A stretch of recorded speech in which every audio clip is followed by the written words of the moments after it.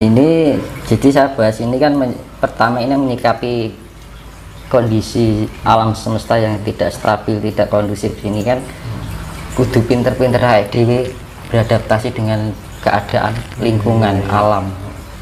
Nek ora pinter-pinter ya wis Mas, gitu kan. Burung nengku nek wabah dengan sekian toh kita nggak terjaga, akhir lengah. Karena menghadapi virus itu juga kita juga perlu ketenangan juga. Ketenangan juga itu melatih imun kita. Kayak pikirannya was-was, gerak jantung itu kencang.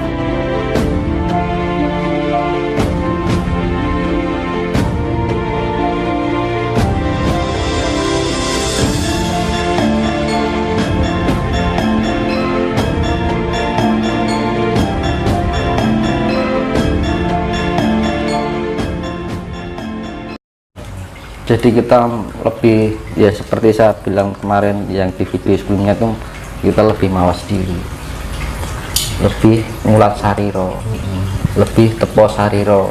Nah dewi ngomong nih wong liya kira-kira omongane dewi nglarani atine wong ora iki dipikir. Karena apa?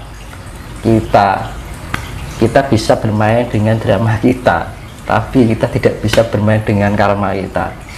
Karmane sing gawe sapa? Ora wong liya, awake dhewe. Lah karmane iku metune saka ngendi? Terutama ning lambe. Pikiran, rasa elek. Nah, kuwi lho yang perlu dihindari. Nah, kamu kok untuk perpindahan fase peradaban zaman baru itu yang dicari adalah orang yang mulutnya bersih, pikirannya baik, hatinya suci. Hatinya suci itu dalam arti selalu berprasangka baik. Itu yang namanya level smart kecerdasan. Jadi smart, positif smart, kita berpikiran positif kan gitu. Positif heart itu inner beauty, iya kan. Positif soul, jiwa itu untuk pengendalian, ya kan. Positif raga itu adalah power, kekuatan. Mas, ini saya langsung to the point aja ya. Gimana caranya langkah konkretnya, realnya yang bisa diterapkan di rumah masing-masing supaya orang yang dekat dengan kita itu terasa damai, omongan yang keluar dari mulut kita menyejukkan, ada sesuatu yang berbeda ketika dekat dengan diri kita menjadi pencerah secara tidak langsung, ya kan? Ada aura positif yang tertular ke sesama. Ini kan saya pengen tahu langkah konkretnya, realnya supaya tidak mentak pada tataran wacana, dialog-dialog, diskusi-diskusi yang kita bangun itu. Nah, praktik nyatanya yang bisa dikerjakan di rumah itu loh apa gitu Mas? Jadi kan gini, ada dua kan, topo wening karo topo ngerami. Iya kan, kalau topo wening itu kita di saat di dalam keheningan, kita sering-sering introspeksi diri, perenungan, ya kan. Kita merenungi kira-kira kekurangan kita apa, kita benahi, evaluasi diri, ya kan. Kemudian di saat keheningan alam itu kita ngrumangsa, aku kini jaga ki ana sing nguripi, ana banyu, ana angin, ana geni, ana lemah, tanah. Apa yang saya sudah berikan untuk kelestarian yang setiap hari memberi aku kan gitu. Berarti istilahnya itu memayu hayuning banguno. Terus tafakur, kalau malam ya ini tepo wening ya. Terus berusaha meditasi wening, melatih. Kalau kita sudah melatih dengan itu, kita akan dengan sendirinya nanti terbangun secara ketenangan itu loh. Kunci ini kan yang tenang sama Mas. Jadi di dalam keheningan itu untuk melatih ketenangan, keseimbangan diri biar di dalam kehidupan sehari-hari itu tidak mudah goyah, terbawa emosi karena keadaan ekonomi, keadaan masalah keluarga kan gitu. Khawatir aku piye yo gitu. Tapi kalau orang yang sudah tenang, sudah terlatih dengan ketenangan itu, nggak khawatir akan apapun. Bah kupi ora ono sifat khawatir, nggak ada. Terus kalau sifat khawatir itu apa, larinya ke emosional, pikiran menjadi tidak sehat, akalnya sudah tidak berpikir secara logis, ngomong sakarepe dhewe, akhirnya cenderung omongan kita tanpa sadar menyakiti orang lain. Iya kan? Makanya dibangun itu dalam, ya seperti yang jenengan bilang dulu, sing anu masa akhirnya, nah itu loh. Jadi malam itu kita mempersiapkan diri untuk di kehidupan sehari-hari, kan gitu. Dan itu harus dilatih terus. Dan jangan ada niatan itu hanya sesaat, kudu telaten. Kalau belajar masalah kasih hanya keinginan sesaat, percuma. Jadi harus konsisten ya. Konsisten, harus terlatih tiap hari. Nah, dasarnya apa? Dasarnya satu, niat. Kedua, tanggung jawab. Kenapa dibilang tanggung jawab?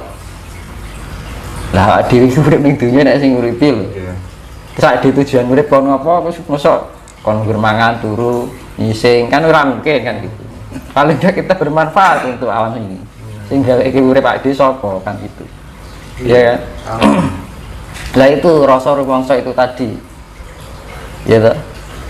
Terus rasa tanggung jawab itu tadi. Misalkan orang puasa beda, misalkan orang laku puasa 1 hari sampai 40 hari, nah, karena ada keinginan sesuatu mungkin ya, itu habis itu balik nih podo wae. Tapi kalau melatih ketenangan diri untuk pencapaian kedamaian dan kasih sayang itu tadi kan, yang namanya ketenangan, kedamaian, kasih sayang itu satu paket, pasti itu terjadi. Kalau kita sudah tenang, pasti kita menemukan kedamaian. Di saat kita menemukan kedamaian, kita mempunyai pribadi yang penuh kasih sayang atau welas asih. Itu pasti. Jadi kalau kita mendapatkan terpaan omongan orang gitu, mungkin kadang-kadang kita terbawa, tapi baru kok langsung respon, oh ya wis lah gitu kan. Omong-omongannya uang kan gitu, beratnya seperti itu. Bisa disimpulkan begini, parameter orang yang sudah selesai dengan dirinya sendiri itu dia tidak akan pernah terbang ketika dipuji, dan dia juga tidak akan merasa tumbang saat dicaci maki. Nah itu Nol. Iya, nol. Jadi gini, nanti saya perjelaskan masalah secara ilmiah ya. Itu nanti berkaitan dengan proton, elektron, neutron. Nah ini jadi saya bahas ini kan pertama ini menyikapi kondisi alam semesta yang tidak stabil, tidak kondusif. Ini kan kudu pinter-pinter dhewe beradaptasi dengan keadaan lingkungan alam. Nek ora pinter-pinter ya wis Mas, gitu kan. Burung nengku nek wabah dengan sekian toh kita nggak terjaga, akhir lengah. Karena menghadapi virus itu juga kita juga perlu ketenangan juga. Tenangnya juga itu melatih imun kita. Pikirannya was-was, gerak jantung itu kencang. Jadi sel-sel tubuh ion kita tidak bisa berfungsi secara bagus. Distribusi darah ion-ion sel dalam tubuh kita itu tidak bisa berfungsi dengan bagus. Akhirnya kondisi itu drop. Ada kan rongkokan pikiran itu juga marak ke loro kan ngono lho. Cepet tuwek iya kan gitu, kurang santai kan ngono. Berarti wong ki sing tenang kan ngono. Gitu.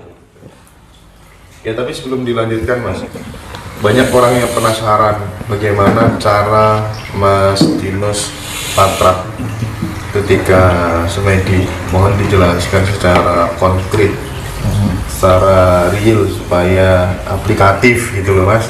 Ya itu tadi teman-teman.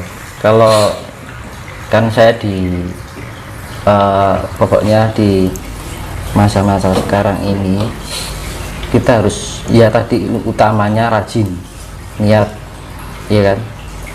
Kalau bisa, kalau mau, kalau telaten di atas jam 12 itu mandi. Oh iya. Mandi itu kan untuk meningkatkan ion positif, ion-ion kita itu aktif gitu loh, seger ya. Air kan sifatnya penetralisir untuk menambah energi. Jadi kayak recharge, jadi pengecasan ulang. Iya, iya. Dan gitu, kalau kita posisi mandi, pikiran fresh, pokoknya anu kan gitu, seger gitu loh. Terus rahasianya apa? Kok harus di atas jam 12 malam? Dan jam 12 malam itu kondisi alam semesta itu energi elektrikannya sangat pekat. Karena perputaran bumi ini, karena bumi posisi di jam 12 itu matahari di bawah, tidak terpengaruh oleh radiasi. Gitu ya? Iya. Radiasi dari matahari itu tipis. Nah, di saat kondisi berbalik arah ini, kondisi ion positifnya itu sangat luar biasa. Pak Mastinus itu punya tradisi mandi di atas jam 12 malam tuh sejak kapan? Dan efek positif apa saja yang dirasakan selama ini? Saya ada kira-kira udah 25 tahun.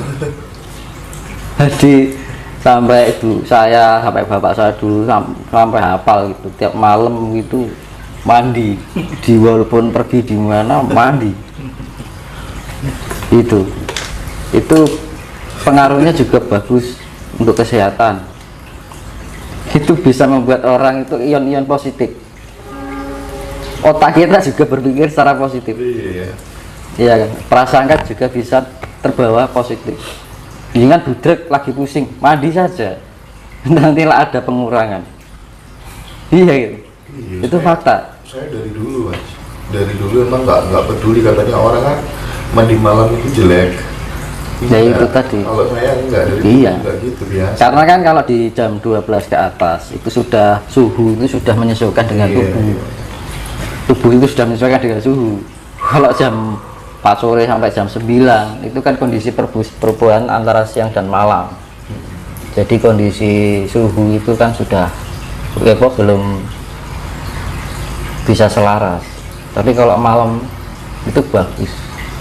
Jadi air di malam hari sama di siang kandungan ion positifnya itu lebih banyak, energi positifnya. Apalagi kayak kita mandi di pertapaan, atau makanya kalau di sumber-sumber air itu orang yang pada mandi kayak orang pertapa itu mandi di sumber-sumber air itu positif, bagus. Jadi ion-ion itu yang jadi kayak unsur-unsur negatif kita itu kayak lepas gitu secara eksternalnya itu, dan itu membawakan di dalam juga secara pengaruhnya didorong oleh meditasi itu tadi. Jadi bikin orang itu lebih awet muda. Iya.